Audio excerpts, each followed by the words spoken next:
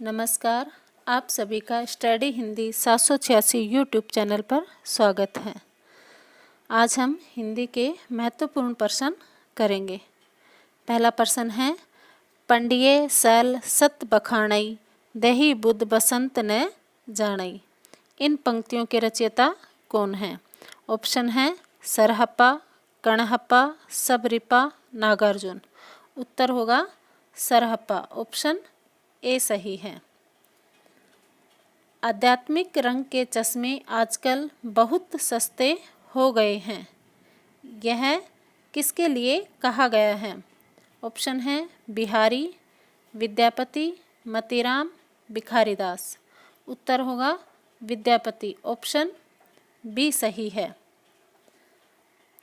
मैथिली हिंदी में रचित गद्य की पहली पुस्तक है।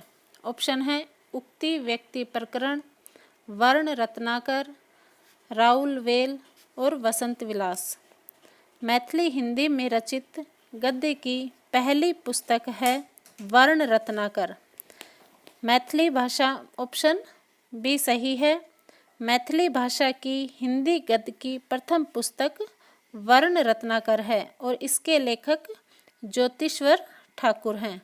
यह 14वीं शताब्दी के पूर्वार्ध का माना जाता है और यह एक शब्दकोश ग्रंथ है। अगला है,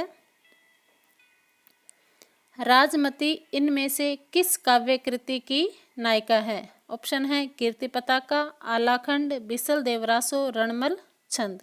उत्तर होगा बिसल देव रासो। राजमती बिसल देव रासो काव्य कृति की नायिका है। राजमती बिसल देव रासो की नायिका है और इस बिसल देव की रचना नरपति नाले ने 1155 ईस्वी में की थी।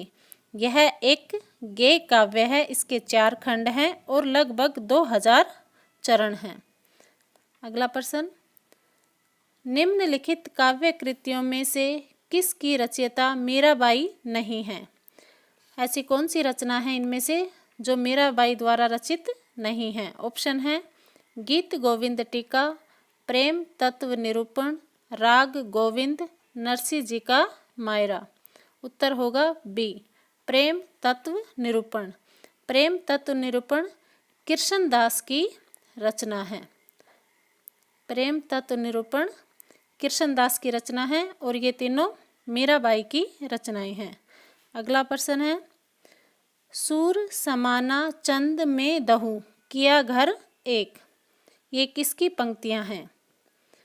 ऑप्शन है सूरदास, कबीरदास, चंदवरदाई और जायसी।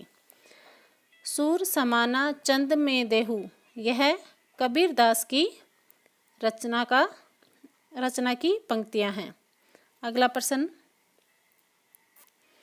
निम्नलिखित में से कौन राधा वल्लभ संप्रदाय का प्रवर्तक है? ऑप्शन है वल्लभाचार्य, हित हरिवंश, गोविंद स्वामी, चीत स्वामी। उत्तर होगा बी हित हरिवंश। हमन है इश्क मस्ताना, हमन को होशियारी क्या, रह आज़ाद या जग में, हमन दुनिया से यारी क्या। ये इन काव्य पंक्तियों के रचयिता हैं। ऑप्शन अमीर खुसरो, नज़ीर अकबराबादी, उस्मान और कबीरदास। इन काव्य पंक्तियों के रचयिता हैं कबीरदास।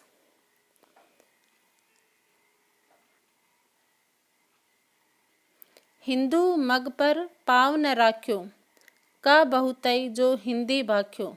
ये काव्य पंक्तियाँ किस बोली में हैं? ब्रज, भोजपुरी, अवधी या बुंदेली।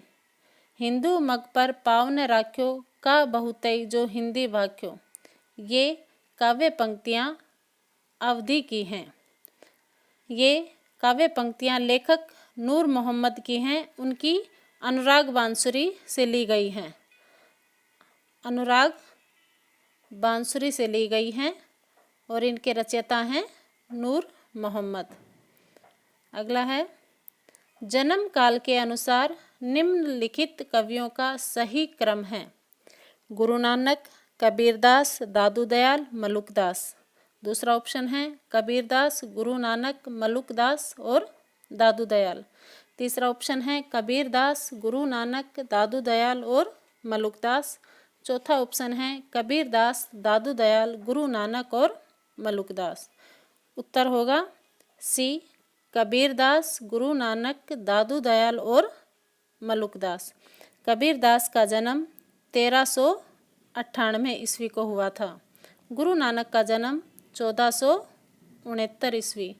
दादू दयाल का जन्म 1544 को और मलुकदास का जन्म 1574 को।